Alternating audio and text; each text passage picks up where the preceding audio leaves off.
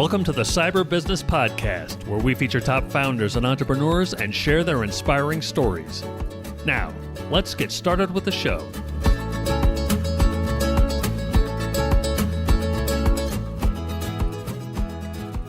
Matthew Connor here, host of the Cyber Business Podcast. Today, we're joined by Patrick Lawrence, CIO at Economy Exterminators. Patrick, welcome to the show. Awesome. Thank you, Matthew, for having me. I'm really happy to be here. Thanks for coming on. We're happy to have you. And before we get too far in, a quick word from our sponsors. This episode is brought to you by cyberlinks.com. That's cyberlynx.com. Do you know if a hacker's in your system? Most people and most companies don't until it's too late and the hacker's already done damage. A hacker's job is to bypass your security, so companies need a way of knowing when someone's gotten past theirs. That's where Cyberlinks comes in. We partnered with the best cybersecurity companies in the world to be able to provide our clients with the best solutions at the best prices. So whether it's managed SIM, SOC, EDR, MDR, XDR, you name it, we'll help you find the best solution at the best price. Find out more at cyberlinks.com. That's cyberlynx.com. And now back to our show. Patrick, for those who aren't familiar, can you tell us about Economy Exterminators and your role there as CIO? Well, first off, that sponsorship, that's amazing. What a mouthful. So shout out to them for helping us keep ourselves secure. So great there. So cheers to you on that. I didn't bring one. We talked about this. I still didn't bring one. Anyway. We can pause and you can go grab one. No, we're good. So yeah, I work with Economy Exterminators. We are a pest control company in the Carolinas, and we're dealing with a small company feel going into a mid-market growth spurt. So very excited about that. Bringing all the issues together and trying to really get us situated so that we can move that needle forward. And a little bit about me. So I think I've been dabbling in the IT space for about 25 years now, just a little bit here and there, not much. But I found in all of my meanderings through that, so I came out of the Navy, didn't know a lick of what I wanted to do, happened into the data entry space, and it's just kind of blown up from there. So, I kind of sit at the intersection between leadership and technology, right? So how do you drive that forward? A lot of people don't understand technology. They don't understand what it does for us. It seems like almost a burden, but really kind of helping companies to lift their platforms, lift their data integrity issues, and also starting to, at the new buzzword on everyone's mind, is getting them into the AI space. Yes. And this has been a tiptoe. So we've done this, I've done this across a couple of different companies now. And it's always a good journey, having those good foundations, making sure that you can lift people as well, because there's a lot of moving pieces there. And the data is always the integral part behind those successes. So we all know that technology does not give us the ROI that we plan for, but you put it all together and you have a solid plan on the business model, you can get there. You can really start to move that needle. I love it. That is a little bit about me and my history. I love it. So you know what, you mentioned a few things that I think are really critical and really interesting. I mean, first of all, the data stuff and how that ties into AI. I know AI is on everybody's minds these days, and I'd like to kind of explore your thoughts and your perspective, because I think it's really important to kind of get a view from the from the trenches, the people in who are actually on the ground doing the work, and hearing it from them versus the theory and the futurists talking about AI, and venture capital will throw a lot of money at AI, and they'll make some, they'll lose some, and so you hear some cool stories, you hear about some cool things potentially happening, but what I find is far more important and valuable is what's going on, on the ground, and how people are implementing it, and what you see, how you see it benefiting your company, and what you guys are going to do with it. So let's explore that a little bit. You're in for an earful. So I would say one of the things that we all deal with in the IT space is all of our peers going out to conferences, and they all come back with lots of big ideas. And they're all screaming AI when they come back. And I don't know how many times I have had that happen, had hallway conversations, emails, business cards handed my direction. So it's just a flutter. And it's been amazing, right? So, due diligence really kind of sets us back and makes us understand, where do we want to start? And, I think that we have to be cautious in this arena, as we're starting to see reports come out about how AI is actually lifting the industry. we understand pitfalls, successes, and where we can go from there. You know, I've, recently MIT released a study where they pointed out that 95% of the AI lift has been a failure in many reasons. And I don't know if that leads back to inadequate planning on business objectives and how we can get into what the AI is actually doing for us. But I'm hopeful in that 5% that have made it work. So there is opportunity there. We just have to make sure that we plan accordingly and and have it go in the right direction. Additionally, I think that as we look towards the shift in the workforce, we have to be very conscientious about that. Rather than bringing AI in to replace workforce, we really have to be compassionate about that. And the way I look at it is, instead of direct replacement, I look at opportunity for our future. What can we do that can minimize the impact to our future resource needs? So if we look at hiring plans, what can we do to mitigate that? So we can actually drive costs down by looking at future ability. And that's important to me in my industry because we are a family industry. So I'm very cognizant about that when I'm looking at the AI future. A couple of things that we have done, which has been very successful, is because we have a call center, we are inundated by calls. And Monday seems to be the day for calls and after hours. And people just can't get enough of trying to talk to somebody. And we really pride ourselves on having them talk to an actual person, but we just can't do that. We just Yeah. can't do that. So AI has done a tremendous job in actually bringing in and converting those calls into tickets and into contacts and leads into our CRM system, which has been amazing. That's really driven up our response rate and actually getting a hold of people. So that was a really good lift. It was very insightful. Did it have ROI attached to it? No, that was really kind of a cry out from the operations to say, hey, we just can't handle this and we can't hire fast enough to get this off the ground. So that's been a big shift in what they're doing, which has been very successful. So those types of wins have been great in the AI sphere. Additionally, another aspect of AI that we've implemented is because we don't have a marketing team. We just don't have a marketing team. So using AI to create assets for us in the marketing sphere has been huge in branding presence. And it's really led to a lot of, and what I'll say, in reports back from the agency is people are stopping on our ads. They're stopping our ads, looking at our ads. They're actually spending time looking and seeing what we're doing. So that's been very, very successful. Those are things you just can't put prices on, right? We have to build out and start to understand how it's going to work for us. And in the future, as we look towards the future, we really look to see, what's next on the horizon. I'm looking for the customer journey. What can AI do for our customer journey? And a lot of the times we're getting phone calls about when's my next appointment, what's my bill? It's basic questions. And, AI can really handle that stuff without being too offsetting. So those are things that we're eyeing in the future to actually combine with our customer records to actually answer a lot of those questions online or over the phone. So tying everything back to it so they can ask questions and get answers immediately. But I'm going to go back to, I'm going to be very cautious about this. As we saw from IBM in bringing up Ask HR, they spent hundreds of millions of dollars bringing that system up. And there was a response to that. So the response to that was a large shift in their organizational structure, and that's saving them about 800 million a year, conservatively, which is huge. But I frown on that because I see that as replacement for our jobs, and I'm trying to figure out how do we navigate that as we go forward. That's been very successful, and that's a great system, and I'm intrigued in it. But yeah, it is very scary out there how we're approaching this.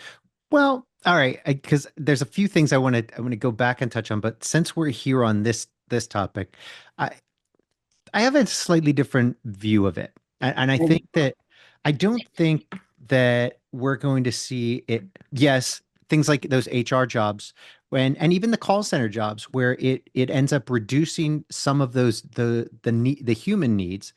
For so many of them, though, it's a matter of supercharging. Let's take, for instance, Meta. Right now, I know for a fact that a lot of the large companies are using AI as the excuse for layoffs to cut costs. That's an excuse on to a large scale. So we're hearing a lot of it as just it purely marketing fluff. There's AI, and so we're cutting. Okay, when you have millions of jobs and you're cutting 10,000, it's a small, not it's still 10,000 jobs, but it's a lot, right? You look at the developers, for instance, you can take one perspective and say, you know what, we can eradicate a bunch of jobs because now our each developer is now supercharged and they can do the job of five other employees. So I'm going to let four others, four of them go. You could, but it's kind of like you now have a workforce that is doing so much more, so much faster. It doesn't actually make sense in most cases where you're supercharging to replace HR, where you literally can replace, and the call center where you literally can replace. Yeah, that one's a tough one. So you're going to have job displacement, and even in those large companies, as they become more powerful with AI, you're supercharged humans now, they're doing more. You won't have to hire as many, but that then creates more jobs on those smaller companies.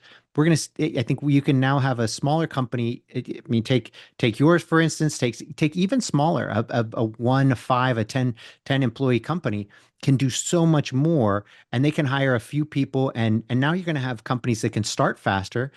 Now we go back to your marketing AI thing, right? So actually, I'm going to give you a chance to reply to that before I go on to the next thing. What are your thoughts on that? And it's more of a displacement, versus a job eradication, right? Yeah, and I think I don't think that your view on that is misplaced. I think there is value in that. Um, but I would caution us because that seems to be the narrative that we're seeing come into play. But we're also seeing that we can now use AI to code.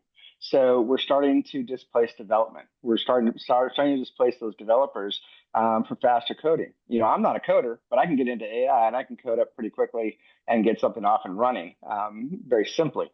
So we're starting to see that paradigm shift as well. So there might be a shift to knowledge sets, but there can also be a shift to leveraging the system in more advanced ways that we haven't experienced yet. Yeah, 100%. Now, I'd love to go and talk about how you don't have a marketing team, but you mentioned you're using AI for your marketing, which I think is and you're having success there. So, can you kind of walk us through that, what you guys are doing, how you're implementing it to help you and the kind of results you're getting to kind of maybe inspire other small businesses that don't have a marketing team to do likewise?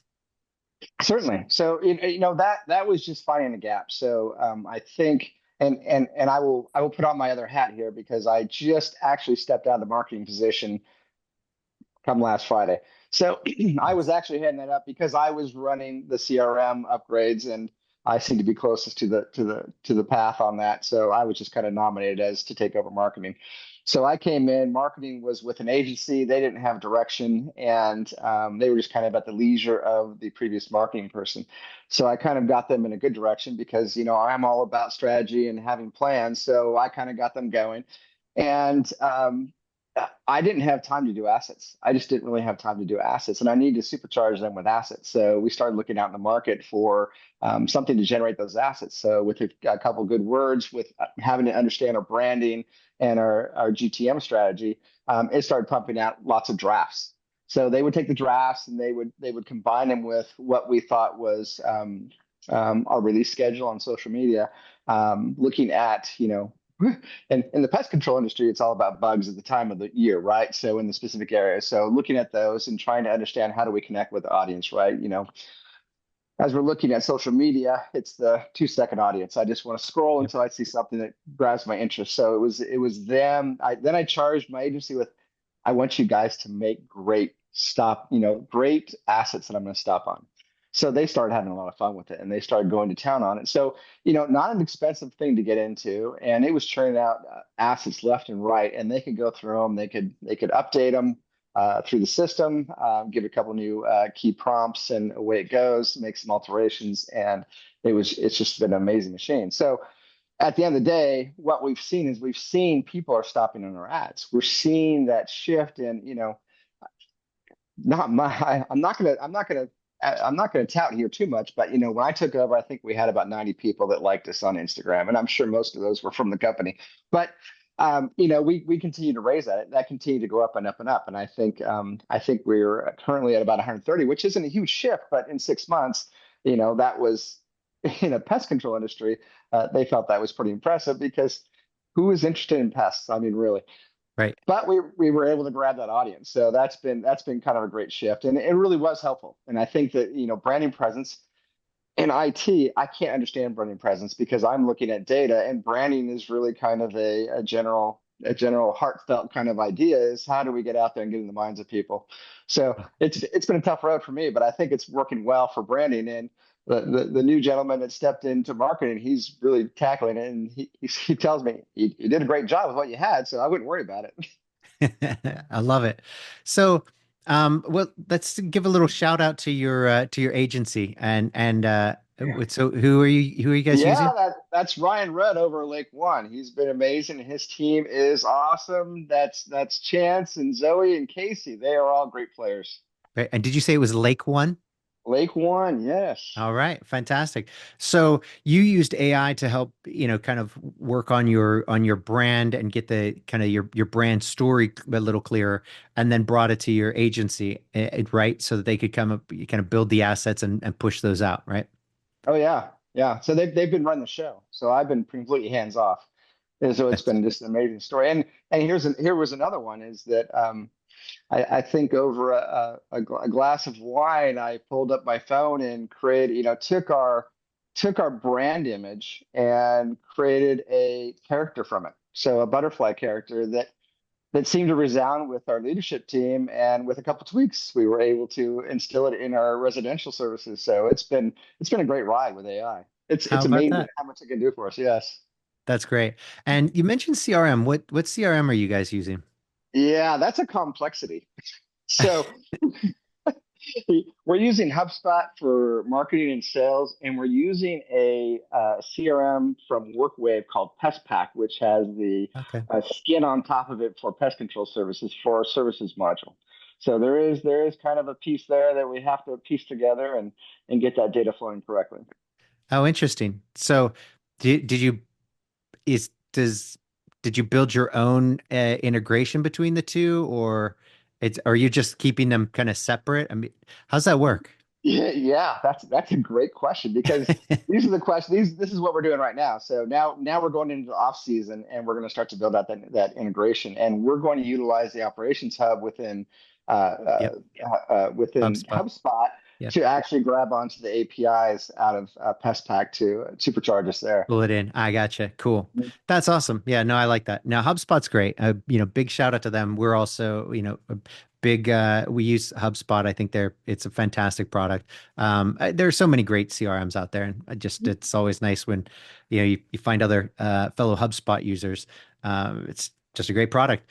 Okay. So earlier you mentioned the ROI or lack thereof back on your call center. And I wanted to kind of circle back to that because interestingly, you'd think that there would be an almost immediate ROI in that, as you described it, you're building the call center's kind of getting inundated. They couldn't hire people fast enough. And then you leverage technology to be able to handle those calls and that surplus without bringing on more people. To me, I would think, are you trying to say that there really wasn't, it was a kind of a break even, in that the cost of implementing it was such that it would have been about the same as if we hired people, or just it was hard to put a number to it. I'm trying to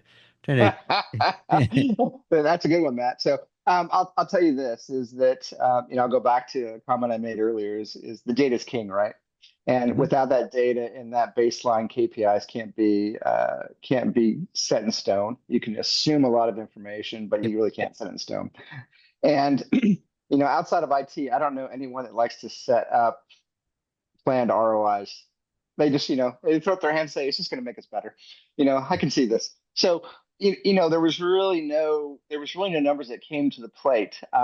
What I've been dealing with is a band-aided system. I think we've all been down this road where we band-aid systems because they do the processes that we feel are going to support the business process that we want to put in place. Yep. And so we were using the service module to manage sales. And there wasn't a whole lot of data in there. And I'll give you an example. Looking at lead closure rates, average days of leads open in the business segment were anywhere from 2 days to 45 days, which I know is just bum data. And I got to throw that out the Yeah. door because it just doesn't tell me a good story. So I didn't have good information. I had no information at Gotcha. all. I had call logs, but I couldn't tell what the content of the call was. I could tell that they Right. were incoming, so I had to assume. So I can assume what we were thinking of for sales. I just took an industry standard about 36%, said, okay, all incoming logs, calls, 36% are looking for a new service, and kind of went from there. For the drop calls, had no idea because we could transfer them around. So I really had no connectivity to where it started, if it was dropped at all. So I just had to make assumptions. But what we have seen is now that we're in HubSpot, we have our sales in HubSpot, we're seeing an increase in leads being generated, whether they're lost or won. Yep. We're seeing them come in there. So now we're starting to see that grow. And so I'm taking that as a win. I don't know what year over year looks like, but I'll take that Yeah. as a win because now we're starting to see concise data. Yeah. Okay. Beautiful. Makes sense. So you mentioned also earlier in your introduction about the kind of now you're in your mid-market boom and expansion phase. And I'm kind of curious, has the company gotten to where it is so far all kind of organically, kind of just organic growth, or has it been acquisitions? Is it equity backed? What are we looking at? So this has been a great company. It was started by our current president's father and his uncle, and they were boots on the ground. They were really boots on the ground kind of folks, and they went out and they made intuitive decisions and really built the company from nothing, and they've been really good at it. And now they've handed it off to our new president, who's the son of one of the original owners. And he is now seeing, what do we do next? His excitement when he comes to the room is, what's next for us? Where are we going to go now? And so we're currently working on that plan, which has been amazing. Is what does it really look like? What does the next iteration of Economy Exterminators looks like? Which, and those are the fun times, right? That's sitting down and kind of really going through planning on, do we look at creep? Do we look at creep, service creep? Do we look at M&A? One of the things that I've always said is, hey, are your business practices and your data in a good spot? Yeah. If they're not, then M&A is not for you. You're not there yet. You got to know what you're doing and have solid feeling that everything's right on your end before you really look at M&A. So I've kind of been holding back from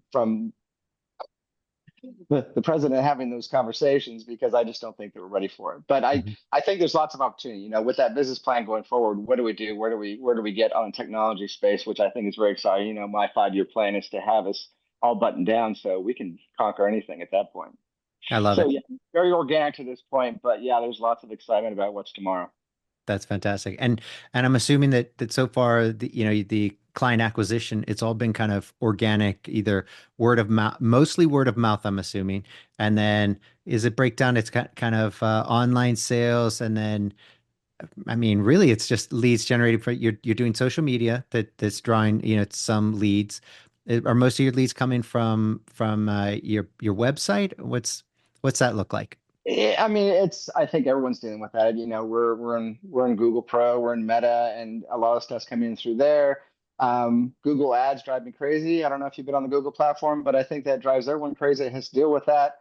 The AI has been great because I've been able to draw leads off of that. We have SMS services that allow us to draw on leads. There's a lot of avenues, and it's coming from a lot of different places. And consolidating that into the single CRM has been less than stellar, but we're working on it. So that Yeah. those are the types of things that you work on, and really understanding. I think we go back to also leads outside the market area, right? I'm not sure if people aren't paying attention to what they're clicking on, but there's a lot of stuff that comes in from all over the country, which has been intriguing to watch that story unfold, Yeah. and really combating that, right? So not wasting the time of my folks and trying to get a hold of that before it gets down the pipe. It's been great, but yeah, the leads have been very organic and paid across those pretty normal platforms. I wouldn't say we're doing anything extraordinary. One of the greatest things that we have going for us is our vehicles. Amazing enough, Right. people recognize our vehicles, especially in right in the heart of the market areas, Yep. because it's a unique color. They're brown and Yep. they're amazing.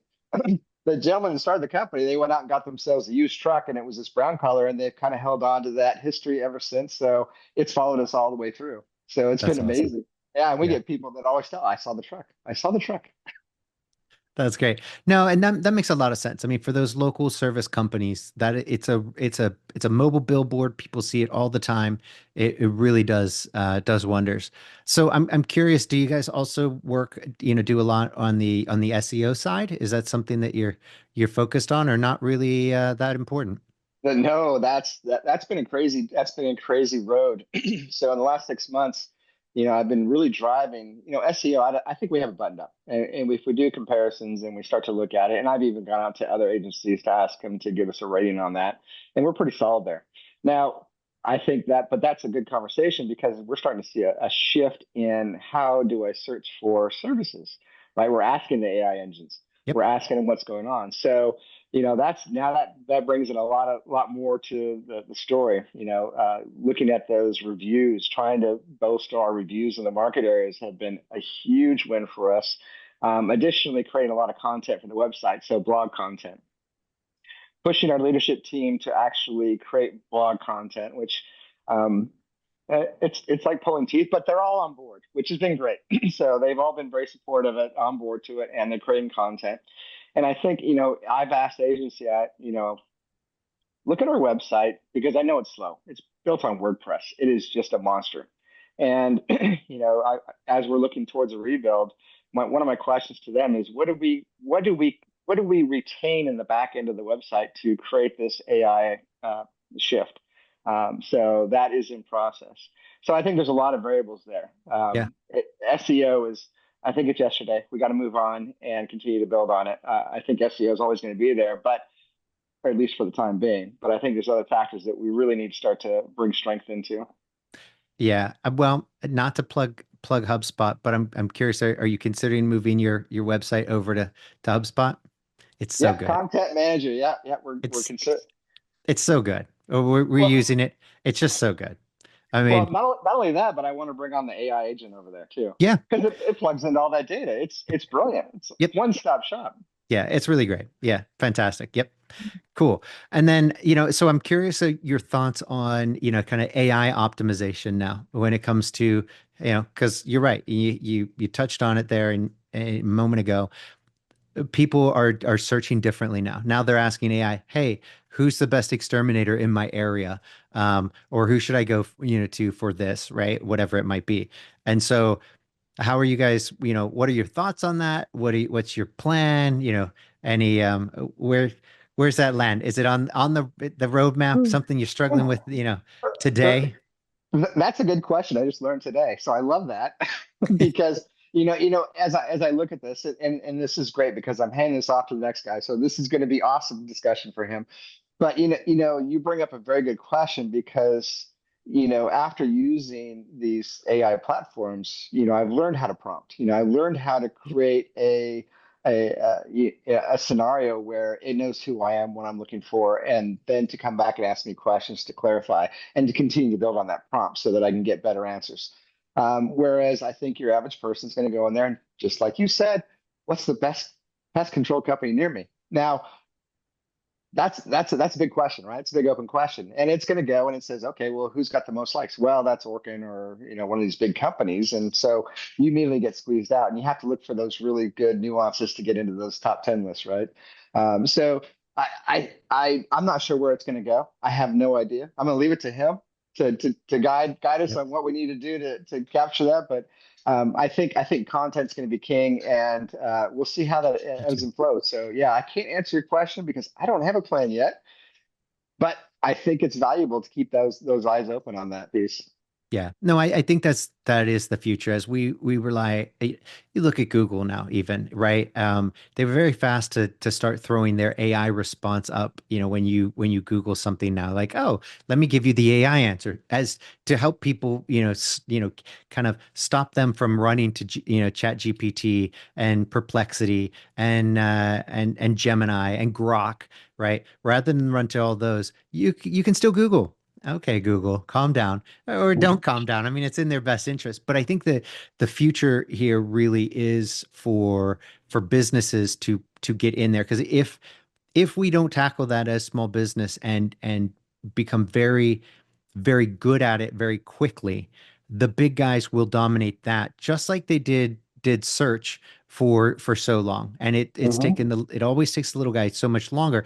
And the interesting part is that's supposed to be the advantage of the small, guy. The small business is supposed to be more Agile. agile, right? That's the whole Yeah. deal. That's the spiel. However, yeah, We don't have the money. right. That's exactly it. We're fast and we're agile, but we can't afford to do stuff. Okay. So I think it's going to be really interesting because as you mentioned earlier on the 5% success rate of AI. And I think this is really interesting because the 95 that we see failing, I think we're going to continue to see that for a long time. And I think it's really just like we saw with the car industry early on, and we weren't alive for this time, but we can go back to the internet boom, right? There were so many, .com, startups that were, heavily funded, and most of them died out, and it was very costly. The same thing happened with automobiles and every technological advancement. There were so many, automobile manufacturers, and then just a handful, the Fords and whatnot survived and came, and won that, right? And great. And the same thing was true with the internet, and the same is playing out with AI. I think the interesting part is for the small business to be able to say, how do I, and where do I go to leverage this when it comes to bringing in clients to your Mhm. business? How do we get into the AI space in those answers? The AI optimization for those results to have them coming to economy exterminators instead of one of the competitors. And I think you nailed it. Part of it is going to be content is going to be king, right? And I think there's still a missing piece beyond that because unlike even with Google, where they say, "Oh, it's all about just be good, right? Just and create good content, and the rest will follow." Yeah, kind of. You still have to follow all the rules, do all the things, and all the little tweaks without over engineering and over gamifying it, right? Before you get smacked for cheating, right? And so that was SEO, and now the same thing's going to play out to some degree on with the AI side, and it's a matter of where do we go and how do we best do it. And I think it is going to be content. I think it's still going to tie into regular website, stuff like the content in your blog. How many people I think it still ties into the SEO stuff. I do hope that there's some sort of something better for the small business to be able to stand out but I don't know what it is. So Matthew, I'll leave you with this. I wonder if there's going to be a Grok Plus paid search service. Is that the next generation to have us pay for a advertisement fee on the AIs? I'll leave you for that with that thought. You can go and look for someone else that might know more than I on that piece, but just going to call that out. Right. Yep. How have we not seen it yet? I think you just nailed it. Yep. I would not be shocked at all if tomorrow we wake up and there it is on Grok. Um, that's brilliant. Patrick, this has been an absolute blast. I can't think of a better place to stop than that. That was brilliant. So we're gonna leave on that grand finale right there that's a Awesome. doozy of an idea. But Patrick, this has been a blast. But before we go, can you tell everybody where they can find out more about you and more about Economy Exterminators? I'm here. I'm here. You can look me up on LinkedIn. You can come to colleaguecon.com, find out about Comic Exterminators. If you're in the Raleigh area, I'd be happy to sit down and have a mind dump with you. I'm always open to conversations. And I know this isn't going to air before Inbound, but I'll be in San Francisco at Inbound in a couple of weeks. So you can Awesome. always find me. Fantastic. Patrick, thanks again for coming on. Until next time. Matthew, thank you very much. I appreciate it.